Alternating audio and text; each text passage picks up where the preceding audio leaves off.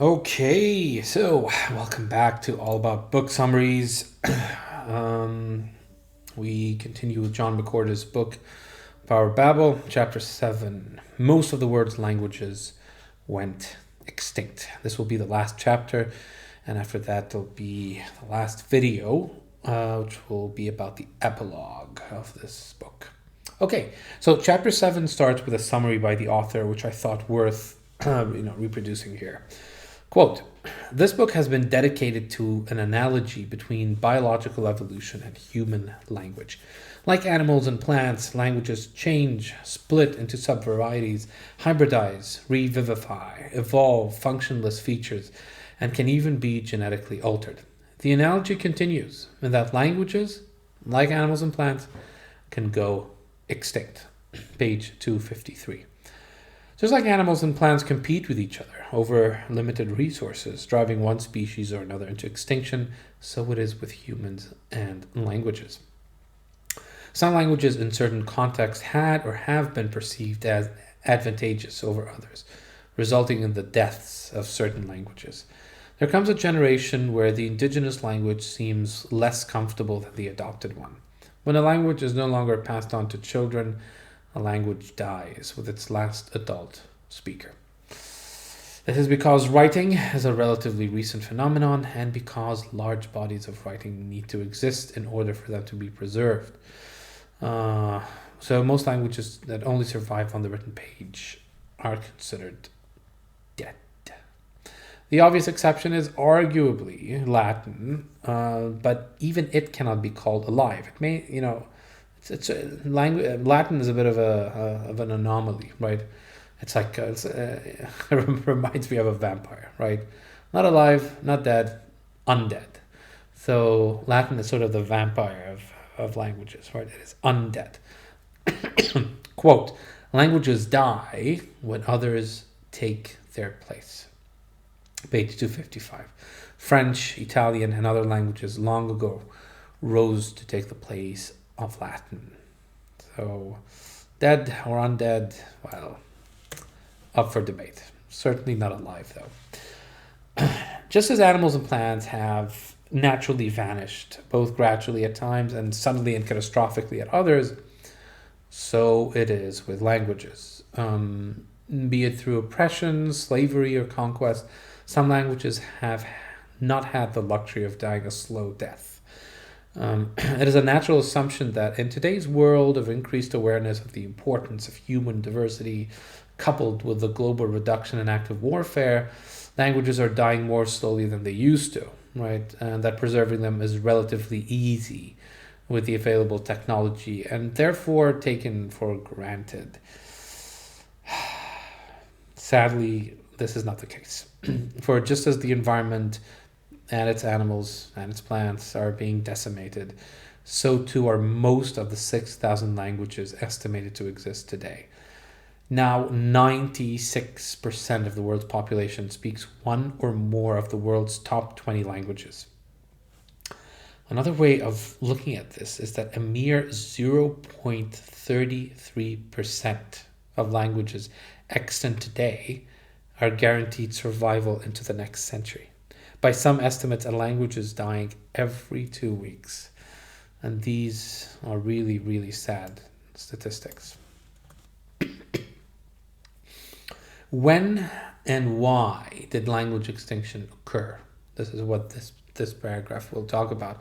As McCorder informs us, quote, large-scale language death began with the development of agriculture in many societies, starting in about 9000 BC.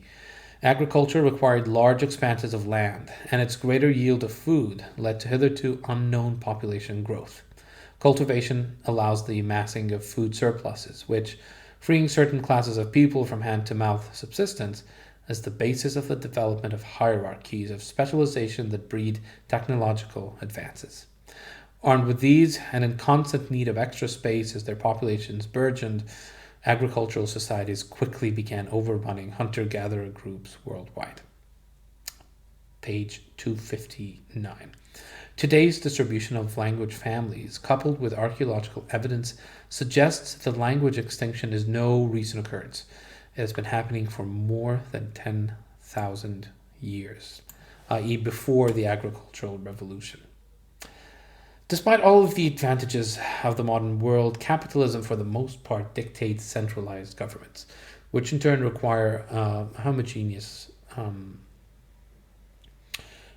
language. So prior to the Industrial Revolution, only small groups of people tended to move far away from the area where they were born. You name it, right? Disease was rampant, transportation was slow, was unreliable, chemical drugs did not exist. So during the last 200 or so years, however, a small number of languages have been threatening not many, but most of the world's languages. Nowadays, it isn't direct conquest that is decimating languages. Rather, it is the destruction of traditional ways of life and the transformation into an entity that serves economical needs that is eroding away languages. A globally minded citizen is more likely to favor, say, English than their local Thai, for instance. When a language is on the path of extinction, it undergoes, for lack of a better term, reverse pidginizing. Okay, that's my term. Okay, I didn't get it from the book, so do with it as you please. But that's sort of how I looked at it, right? Reverse pidginizing, especially in terms of vocabulary. The language loses its ability to express concepts and nuance, and therefore becomes simpler. Vocabulary is not the only thing to take a beating. Grammar is often stripped away as well, especially the ornamental parts of it. Remember the junk that we talked about, sometimes beneficial, but not essential, sometimes neither. So these are the first martyrs, so to speak, like the ones discussed, in the previous chapter. So articles, reflexive pronouns, inflections, things that are not absolutely necessary to communication. To conclude, on a quote, when a language is dying, then its last speakers typically render it in the very way that we or another foreigner might, taking the easy ways out, avoiding the kinky stuff, reducing complexities to one size fits all. Page 266. Although efforts have been put forth to try and save dying languages such as Irish Gaelic and Hawaiian, some obstacles have proven difficult to circumvent. For one thing, the younger generation, which is often learning a dying language in school, is taught the standard variety of that language. As has been made clear by now, there's no such thing as a language, only a cluster of dialects, which add an extra layer of complexity to the language-saving process. In addition, the younger generation is often versed in one of the world's top 20 languages, meaning the structure of that language, or languages, often colors the grammar of the indigenous language, and vice versa. So, to further complicate matters, the revival of a dying language entails, at least partly, that adults learn that language. And because adults tend to lead busier lives and are typically slower than children in retention, many adults do not go beyond the pidgin level of a language. And I quote here, this is especially crucial in the language revival case because the languages in most immediate danger of death tend to be those spoken by previously isolated groups. For example, the peoples who were isolated enough by geography that Europeans could not transform their land into plantation colonies in the middle of the past millennium. As we have seen, languages spoken by such groups, having had millennia to complexify without intermediation by large groups of second language speakers to keep the overgrowth in check, tend to be more imposingly complex than the big dude languages.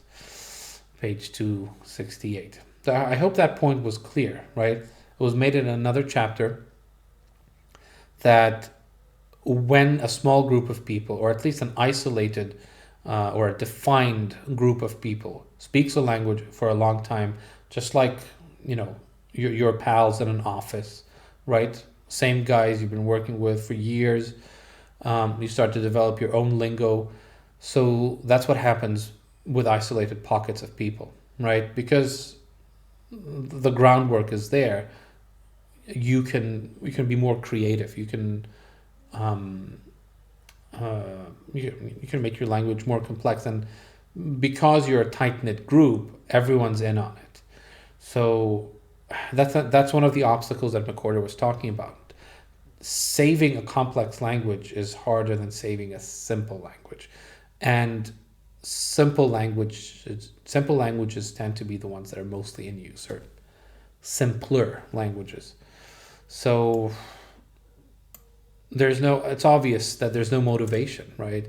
So why would I learn a language that has 10 rules for making nouns plural when English basically has one with a couple of exceptions peppered in there, right? You lose your motivation, I suppose. Simply put, most of the languages that are in danger of going extinct are not easy languages. Learning them requires time and dedication. And apart from bragging rights and a sense of identity and cultural belonging, they offer little in terms of economic advantages, right? We've seen those languages, Fula, right, and others. I mean, it's nice to know Fula, but that's it. It's nice, right? There's no practical benefit to it. To expect communities on a large scale to devote the time and resources necessary to mastering a language is ambitious, to say the least. Another obstacle to learning a dying language is the reaction of the elderly speakers of that language. Because the younger generation now often learns a dominant language, and because they identify, at least to some extent, with the culture of that language, older fluent speakers tend to frown upon their use of the language, aware that it is different and subsequently dismissing it as impure, right? A problem we've seen before, I think, in one of the first chapters, right? Almost every generation, right,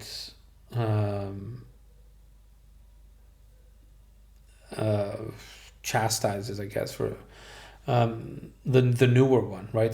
That's not how we used to do it. The language is, it's decaying. Okay, it's nothing new, and this is what's happening here. So as a result, younger speakers, unsurprisingly, become discouraged, right? So they think, okay, well, if I can't talk with my elders, what's the point, right? And in some cases may abandon learning an indigenous language in favor of a more practical and, as we have seen, often easier top 20 language. So, yeah, there's one final thing that needs mentioning. Dying languages tend to be unwritten ones, and because of that, many people, including the speakers of that language, if they've been exposed to urban culture, tend to dismiss it as inferior to a dominant language, and therefore unworthy of preservation. And this is really sad, coming from the very, very speakers of that language. As McWhorter claims, quote, many communities resist efforts to revive their dying languages out of a sense that the languages are incompatible with the upward mobility they seek. Page 271. This brings us to our next major point. Why do people make a conscious decision to abandon their native languages? Historically, of course, people were punished for speaking their non-standard language, but this has been banned in most places now. Quote, today, language abandonment happens as a result of the pervasive effects of first world imperialism. The language of the dominant power, written, spoken by the wealthy, and broadcast constantly on radio and television, quite often comes to be associated with legitimacy, the cosmopolitan, and success. Almost inevitably, the home language is recast as basically not that, and thus antithetical to survival under the best possible conditions. Page 272. Needless to say, speaking English does not make you smarter, or more successful for that matter, but there's certainly an unfounded belief for many people that it does, or at least gives the impression that it does. The world's top 20 languages are more appealing for many, and as a result, they are steadily whittling away at most other languages, intentionally or not. Oh boy, sad chapter, isn't it? Not to mention a long one. Bear with me. There are some optimistic language revivalists who claim that language diversity is indeed still taking place, albeit in large industrialized cities. This happens, they claim, when people from many walks of life come together in a metropolis to find work. However, there's no practical way for 6,000 languages to commingle. Children of parents who speak a language other than a top 21 often live in an environment that is a far cry from the one the native language sprang from, and are therefore far more likely to speak what their peers are speaking, makes sense. The need to belong and be accepted trumps the desire to maintain the languages and heritage of one's parents. If they do pick up an indigenous language, they're very unlikely to pass it on to their own children, being more comfortable in their adopted urban language. It is no exaggeration then to claim that if all 6,000 or so languages are to remain alive, the world would have to remain untouched by the influence of developed countries. Although many Westerners long for the idyllic life, most are unaware of the drawbacks inherent to societies lacking modern amenities, with rampant diseases and an appalling treatment of women by modern standards. It should come as no surprise that many people prefer living in first world countries, despite all of their downsides. To conclude, the survival of most languages extant today requires that societies remain isolated, and in today's globalized world, this is unlikely to remain so for very long.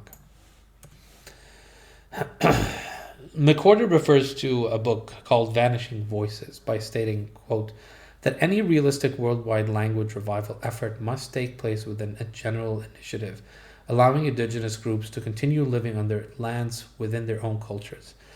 Nettle and Romaine, the authors of the book, view language death as a symptom of the larger process of the rape of the world's landscapes and the destruction of the cultures that once thrived within them, driven by the insatiable capitalist thirst for natural resources and the often brutally centralized control necessary to ensure its continual slaking. Pages 275 to 276. The authors believe that a compromise can be reached, where people are encouraged to stay on their land while partaking in the world economy by learning a language like English. Unfortunately, both the corporate-run Western governments and the often dictatorial regimes entrenched in developing ones have little concern for things like minority rights and cultural diversity. There are three possible outcomes for the world's endangered languages. The first one is that a language will either survive or be formally taught. This has happened to languages like Irish, Breton, Maori, Welsh, and Hawaiian. However, probably the only success story is that of Hebrew, whose exceptional situation made its full revival possible. The people who first moved to Israel spoke a myriad of different languages, making the adoption of an official language expedient. Also, because of its religious associations, many Jews felt it necessary to speak it fluently. Such good fortune is not the case in Ireland, Wales, and so on. The second situation sees some languages surviving, quote, only as living taught languages, page 279. In other words, they will not make a complete comeback like Hebrew did, but will not be forever lost. In the best case scenario, governments in places like Papua New Guinea, with its 800 or so languages, will assist and encourage indigenous speakers to retain their culture and land, and therefore their languages. In the worst case scenario, if capitalism continues unabated, some preservation of the languages would happen, at least so that descendants can learn most of their native tongue in a formal setting. So that's the second best case. The third and last situation is a rather morose one. In places like Australia, it is all but certain that indigenous languages will die forever, because they're spoken only by the elderly now, and the younger generation, scattered, and for the most part uninterested in learning these languages, will fail to call for their revival. As McWhorter puts it, quote, in general, it would appear that the linguistic landscape of the future will be a less diverse and somewhat blander one than has existed until now. Page 280. Although we cannot save all languages, their extinction will be a matter of degree. By doing nothing, we're ensuring that more languages die. The least we should do, McWhorter argues, is write down these languages, record them for future descendants who may at some point wish to rekindle their connection to their culture. Such records will also be useful for research and comparisons. As such, the work of linguists will be paramount in this endeavor. So ends the final chapter, chapter 7. But don't go away. The epilogue awaits.